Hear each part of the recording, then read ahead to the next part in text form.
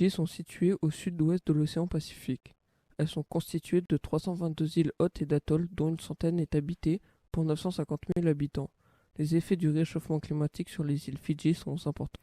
Nous nous sommes donc demandé comment les petites îles, en particulier les Fidji, sont affectées par les modifications climatiques actuelles. Pour commencer, les atolls sont des îles entourées d'un récif de corail en forme d'anneau. À l'origine, un atoll était un volcan marin.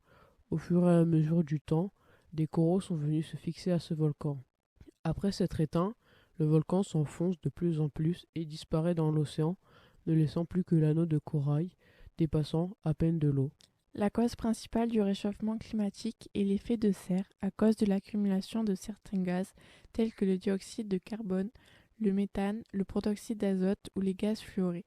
Certains de ces gaz sont naturels, mais beaucoup sont liés aux activités humaines. Ils empêchent l'énergie solaire de s'échapper de l'atmosphère, provoquant le réchauffement climatique.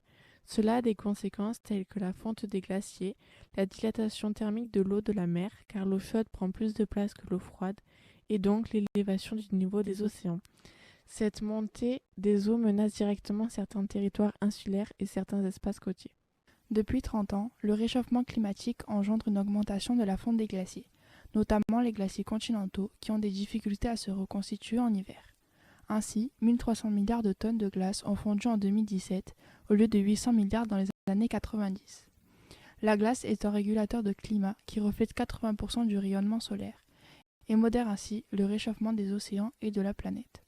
Le niveau moyen des océans a augmenté d'environ 23 cm depuis 1880 et 7,5 cm ces 25 dernières années. D'après des recherches, le niveau de l'océan gagnera de 30 à 65 cm d'ici 2050, selon différentes estimations. Les premières victimes sont principalement les îles du Pacifique Sud, dont les Fidji. Elodie Fache, chercheuse à l'IRD, détaille certaines conséquences. Ça va aussi entraîner un certain nombre d'autres processus, notamment un risque accru d'inondation, des processus d'érosion côtière et des risques de salinisation, à la fois des sources d'eau douce, mais aussi des terres agricoles. L'eau douce utilisable par l'homme est une très petite part de l'eau sur Terre. Elle en représente moins de 1%, comme on le voit ici. Cette eau disponible se trouve dans les lacs, les barrages et les nappes phréatiques de faible profondeur. Les îles hautes ont des problèmes de qualité d'eau dus à la pollution, tandis que les atolls sont plus vulnérables aux effets du changement climatique, menaçant directement les nappes phréatiques et l'accès à l'eau douce. À cause du réchauffement climatique, les cyclones sont de plus en plus fréquents aux Fidji et dans le Pacifique Sud. Les cyclones ont des conséquences très lourdes à cause du vent fort et des précipitations très intenses. Cela provoque une surélévation de l'océan sur les côtes, notamment à cause des vagues et des destructions importantes, avec des conséquences humaines et économiques de plus en plus graves. En 2023, le Pacifique Sud a ainsi subi 14 cyclones. Les populations impactées voient leurs terres devenir inhabitables, ce qui provoque l'abandon de certaines îles ou le déplacement de villages.